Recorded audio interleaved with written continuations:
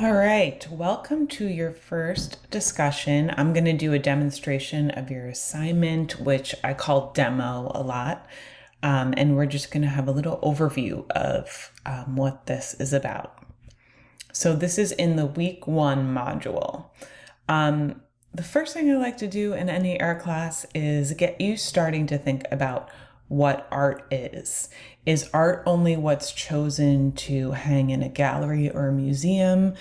Does an object like a sculpture have to be on display for it to be a work of art, or can it be hidden under someone's bed or in a closet? And then I want you to think about music, dance, poetry, fashion, film, the way someone chooses to wear their hair or their clothing or their makeup. Are all of these things art? The nice thing about this is that there's no real right answer. It is what you think and what you make it. I just want you as your teacher to start thinking about these things. What do you think about art? Are you yourself an artist? How many people do you think consider themselves artists? And how many people who don't consider themselves artists that you might think are an artist?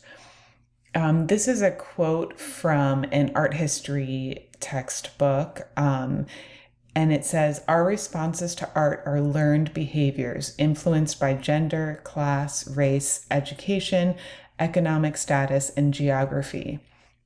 So think about how the way you grew up and where you live, and who you are, determines how you view art and what they mean to you. Nothing is good or bad. It's just we're all coming in here from a different place. So I really want us to remember that for the discussion and for when we're looking at other people's artwork. There's so many different ways to look at these things, and there's no right answer. And I think that is the beauty of art, right? That every single person can see the same image, the same drawing differently and find something different about it that is meaningful to them. So why is art important? Some people think it's just an easy class or it doesn't mean as much as other more academic, in air quotes, classes. But I am here to try to convince you that art is very important. This is a quote from Michelle Obama that sums it up in ways that I never could. Michelle Obama says, "The arts are not just a nice thing to have or to do if there's free time or if one can afford it. Rather, paintings and poetry, music and fashion, design and dialogue, they all define who we are as a people and provide an account of our history for the next generation." So Michelle Obama is thinking about history and future. So whether or not this is the only art class you'll ever take in your life, or this art is going to become your whole life and you're going into the art world, it is an important skill to have and to at least understand and appreciate. This is Henry Moore. He is a sculptor, but I like to show this because these are his drawings for his sculptures made in 1934. So drawing is such a vital part of any kind of art or design. It's a way to get your ideas out quickly. And Henry Moore says, "To be an artist is to believe in life." One of my favorite quotes. This is Georgia O'Keeffe, who's well known for her paintings of flowers, but this is maybe a lesser known of her charcoal drawings, really simple. And I just like to show you these different examples to show you the spectrum of what kind of art and drawing there is out there and how people use drawings on paper. Georgia O'Keeffe says to create one's own world in any of the arts takes courage. And I really want us to start thinking about that, how it is brave and maybe a little scary to create something with your own hands and then share it with other people. That's another level of intimidation, right?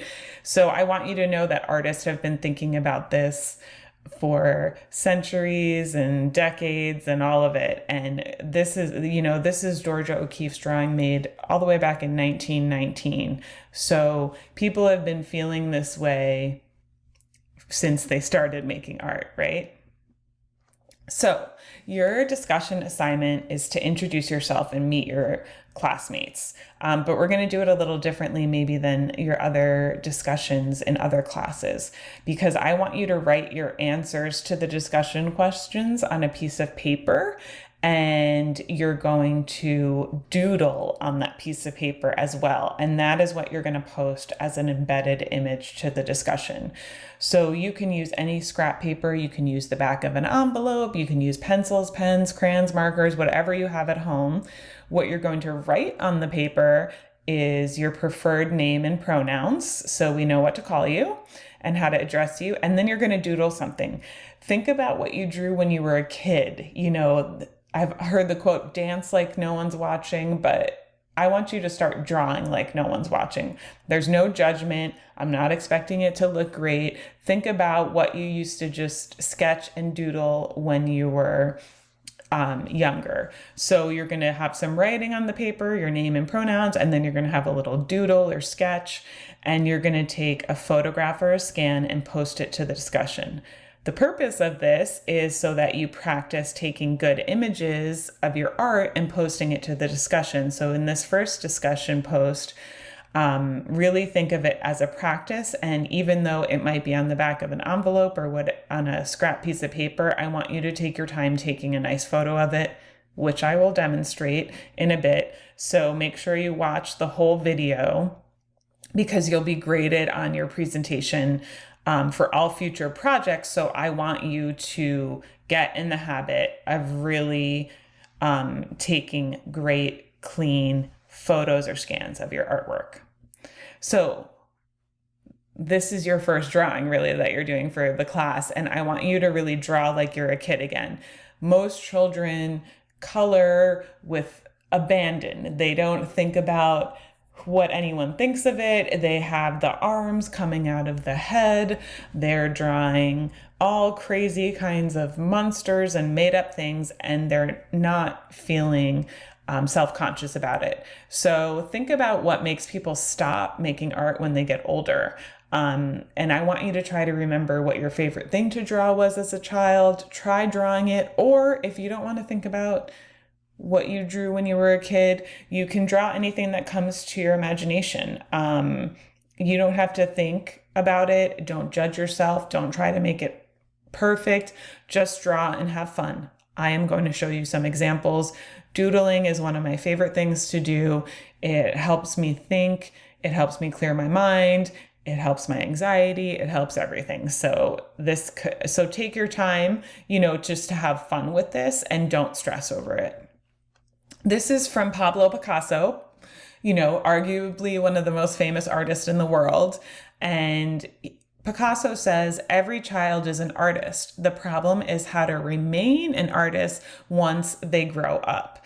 So this is one of Picasso's pencil on paper drawings. Anytime there is an underline in my description of the artwork, it means it's a link to more information about the artist, or to the museum or place where this artwork is can be found. So you can always click on those underlined text. I will put a PDF copy of this presentation, of these slides, into Canvas so you can access and get more information.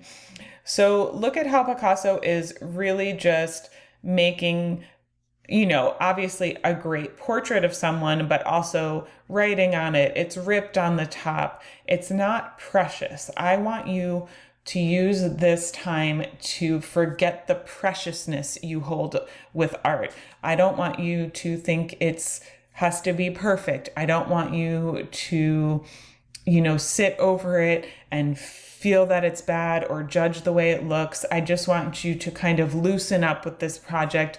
Just make something that you don't care what it looks like. There's all the scribbles on the side of this. There's numbers. I don't know if this is a myth but it's a story that I've heard, that Picasso became very famous. He lived into the 70s, the 1970s, and he became very famous in his lifetime. And when he would go to fancy restaurants, instead of paying the bill, he would just scribble sketches onto a napkin. And that is how he paid for things when he got older, which was probably worth way more than any restaurant bill, even if it was an expensive restaurant.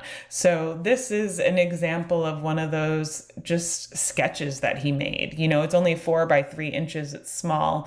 So I always think of sketching and drawing and doodling as kind of seeing into the artist's mind, into the way they think. It's not refined, it's not their final piece, but it's almost like reading a writer's journal, or anyone's journal, really. You're seeing this sort of internal workings of their creative mind. So, what are expectations for the discussion? There's more written about this on Canvas, but basically just be nice to each other. I'm not going to allow any kind of bullying or hate speech or trolling. When we're typing on the internet, it maybe is easy to say something. You might write something that you wouldn't say to someone in person. So really think about what you're writing. This is an educational environment. I want everyone to feel safe. I want us to encourage each other. That doesn't mean that everything needs to be, yay, this looks great, this looks awesome. But think about how you can encourage someone and say, this looks really good. Here's what I think you could do to make it even better. That's encouraging and helpful. We're here to help each other. We're here to work on art. There is nothing else personal that needs to come into these discussions. So the kind of hate speech I'm talking about is nothing, that is misogynist or sexist, nothing that is homophobic, transphobic, xenophobic. There's really no reason to be talking about something personal about someone. We're really only talking about the artwork. And the reason this is so important for me is obviously I want everybody to feel safe posting their work. But even beyond that is that I don't think that you can be creative if you're feeling super stressed out. So I know it's already stressful to be posting your work online and for other people to see it. And it's just the class seeing it, but it still can be stressful to be posting that. So I don't want to add any more stress. So I want you all to know that I will not be taking any kind of, mean language that happens. This is a safe space, an encouraging space. And if you feel unsafe for any reason, please let me know right away. I do read all of the discussion posts every day. So I check it every day. I don't always reply every day, but I am, reading through everything to monitor it. But if I miss something, please just let me know. I want you to feel creative and safe and comfortable to be expressing yourself and to develop as an artist. That is really important for me. So again, just reach out to me if you have any questions or concerns about that. So I am going to do a demonstration just in a little bit. You're going to see the end of this video as my example, but how to get your drawings for this discussion and for all future projects into the computer. Scanning is always the best. Every scanner is different, so you're just going to have to look up instructions for your model. You're also going to want to crop. You can either crop it while you're scanning or on computer software after. Again, I'm not going to go over this because everybody's is going to be so different. There's not really a point for me to go over this because your computer is going to be different. Your scanner is going to be different. You might have one of those printer scanner combos. Those are great. You're just going to need to look it up. Just use Google, look up, type in the model and figure out how to do it. If you need help with that, just ask me, email me. What I'm going to show you how to do is using a phone, or you can also use a digital camera. The most important thing is lighting. You're going to move stuff around. Near a window during daylight is best. I always say turn off the overhead lights and maybe use some, lamps. You also want to stabilize the camera. So I either put my elbows on a table or put my hand or wrist on a table. Or you can rest your phone on a stack of books so that the phone is really stable, because that's when it becomes blurry, is if your hand is moving around, and we're all always moving a little bit. And then you're going to crop it. I don't want to see the little edges like it's ripped out from a notebook, those little things. I don't want to see your hand in there. I don't want to see your beautiful manicure. We're going to crop that all out, because if we see your nail, no matter how gorgeous that nail polish looks, it's going to distract from the photo. The nail is its own work of art. We just want to see your photo of your drawing. So you can crop while you're taking the photo. You can crop on your phone. I'll show you how to do it on an iPhone, but everybody's phone is going to be a little different. So again, just look it up. But really take as much time as you can for the presentation to make it look good. I want this to become a habit. I want you to build good, healthy art habits while you're in school, so that you get used to just, taking images of all your work and keeping copies of it. All right, so here I'm going to show you how to do the discussion drawing that you're going to do. You can use any paper that you want. This is just plain old printer paper. I buy a big thing like this. I use it for everything. You could use this as your sketchbook. You could put a bunch of pieces of printer paper together and just fold it in half. I have them loose all over the place. You can use whatever you have. I'm going to use a pen. I like these Sharpie gel pens. I'm using pen because I have a really light drawing hand. So if I use pencil, you can't see anything. So use whatever you have, pen, pencil. So first thing you're going to do on your paper is write your name so we can see it, and your preferred pronouns. Mine are she, her. And then you're going to do the doodling.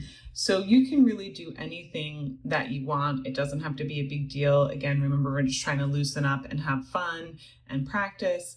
So if you want to draw like you're a kid again, a lot of kids draw houses like this, right? Isn't that everybody's house with 2 windows maybe? You could try drawing that. Or I see lots of kids, they draw a face and then the arms just come out like that. There's a good doodle. And you can also, what did I always used to draw? I always used to draw flowers like this, just overlap. It doesn't have to be perfect. Just start loosening up. I doodled all through high school and college, and in the margins of my notebooks, I would just make one continuous line like this. And it really helped me listen. And I would just go on, and I would fill up whole margins of loose leaf paper doing this. And it was actually a really relaxing way for me to learn. And I would just keep going, making one line. So you can do something totally abstract like that.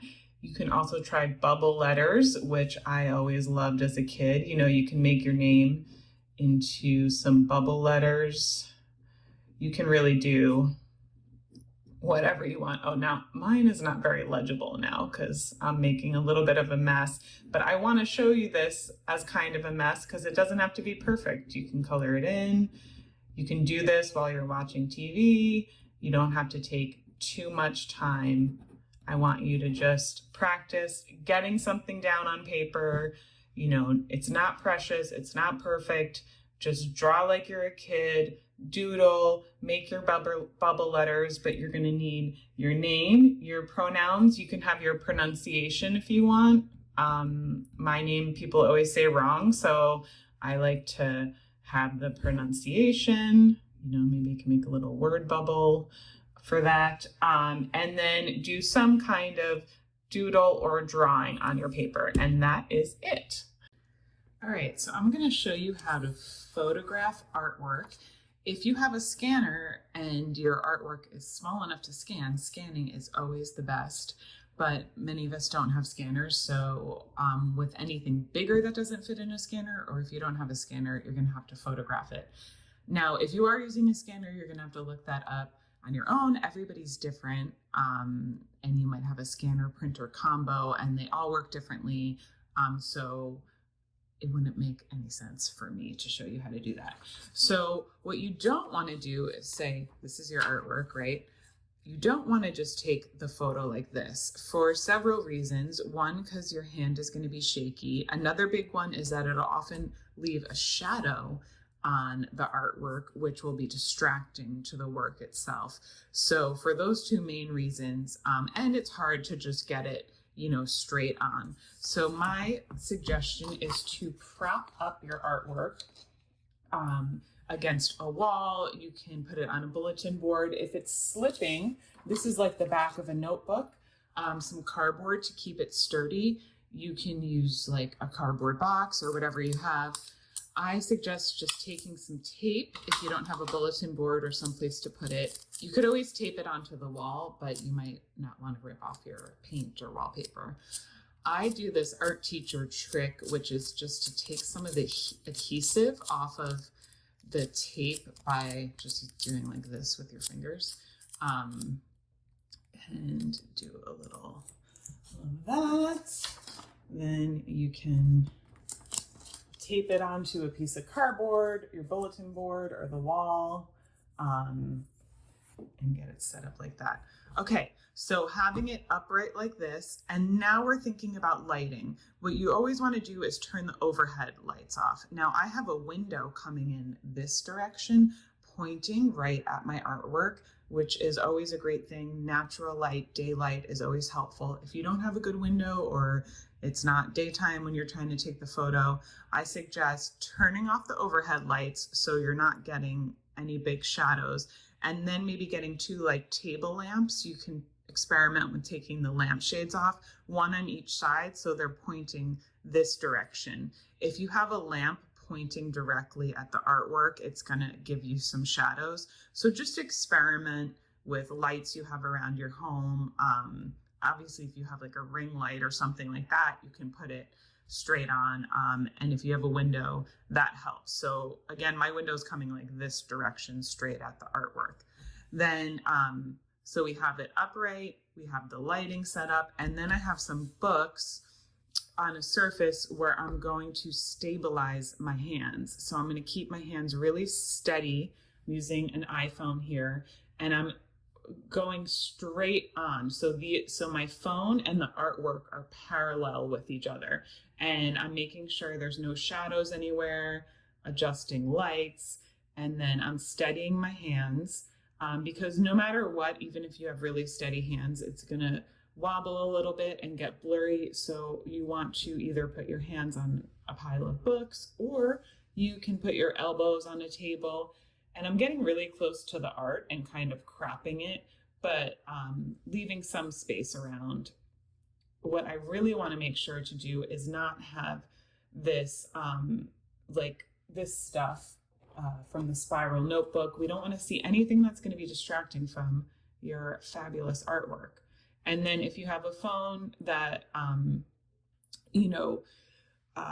focuses itself, I always tap the center of the screen to focus right on the artwork, and then take a photo. You can take a couple, move back and forth and try to focus. And then when you find the photo you want, in the iPhone, every phone is a little different. Most iPhones have a way to edit and then crop. So you can crop within your iPhone. You can also crop on your computer, but you want to make sure you get a good image.